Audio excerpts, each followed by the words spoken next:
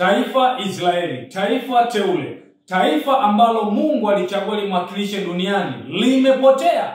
Ni mara tu baada ya utawala wa Suleiman, mfalme wa Israeli. Suleiman alitawala ufalme wa Israeli ukiwa pamoja, na baada ya utawala wake ufalme wa Israeli uligawanyika mara mbili. Kukawa na Israeli kaskazini yenye mataifa 10 na makao makuu yalikuwa Samaria, na kukawa na Israeli ya kusini ambayo ilikuwa na mataifa mawili ikiwa ni Yuda pamoja na Benjamin. Mara tu baada ya mgawanyiko huo, mfalme aliyetawala ufalme wa kaskazini alikuwa Jeroboam.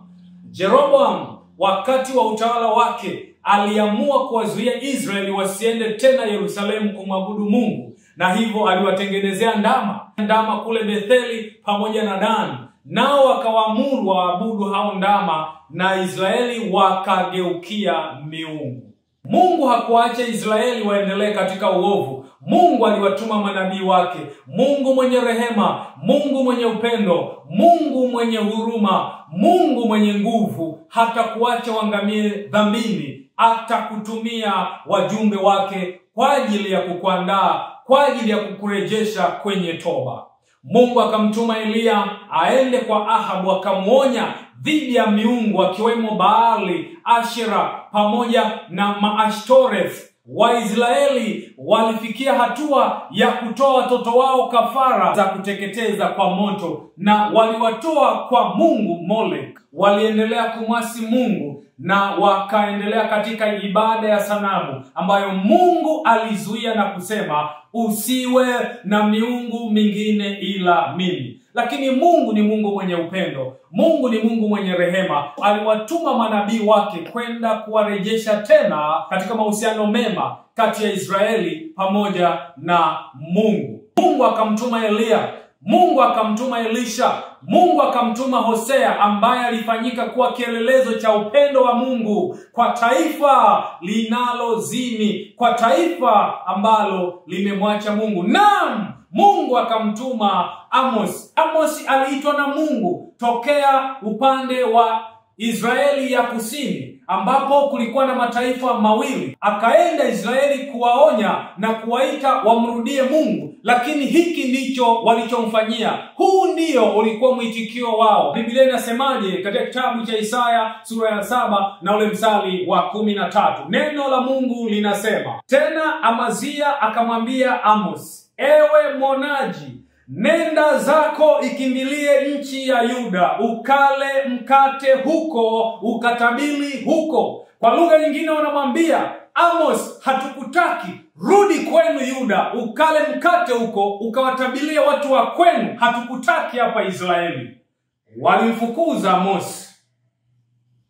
Mstari wa 13 anasema, lakini ustabili tena huku Betheli, kwa maana ni mahali patakatifu pa mfalme, nayo ni nyumba ya kifalme. Ni uasi wa hali ya juu. Mtu anajiona bora kuliko Mungu, anajiona ni mfalme kuliko mfalme Mungu, mfalme wa wafalme, muumbaji wa mwalimwengu.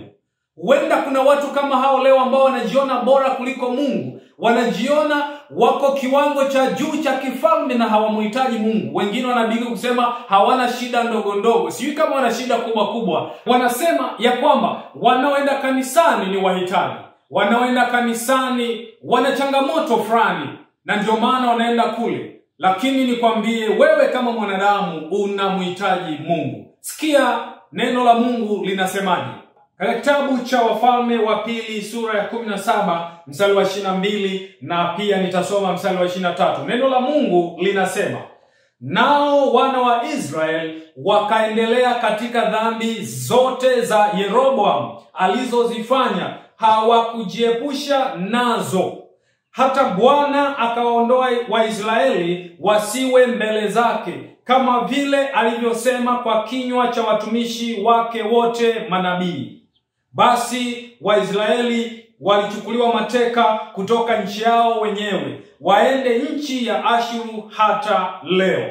Neno la Mungu linatuambia bayana, na Isaya alilisema hili mapema kabisa katika kitabu cha Isaya sura ya 7 na ule mstari wa 8.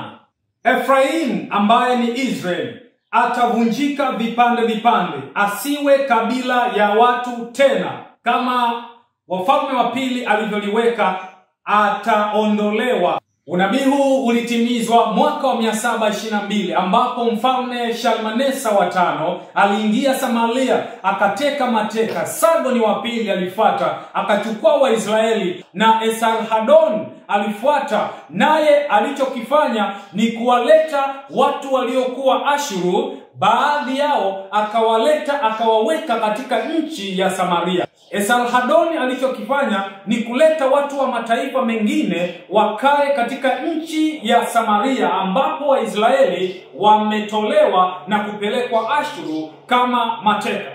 Israeli ya kaskazini hawakurudi tena, na walitawanywa katikati ya mataifa mengine, wakamezwa na hawakuweza kurudi tena. Rafiki unayenisikiliza, wewe si kitu bila Mungu. Wewe si taifa bila Mungu. Mungu ndiye anakupa utambulisho wako kama taifa. Mungu ndiye anakupa utambulisho wako kama familia. Bila Mungu unapoteza utambulisho wako. Bila Mungu unapotea. Unamhitaji Mungu.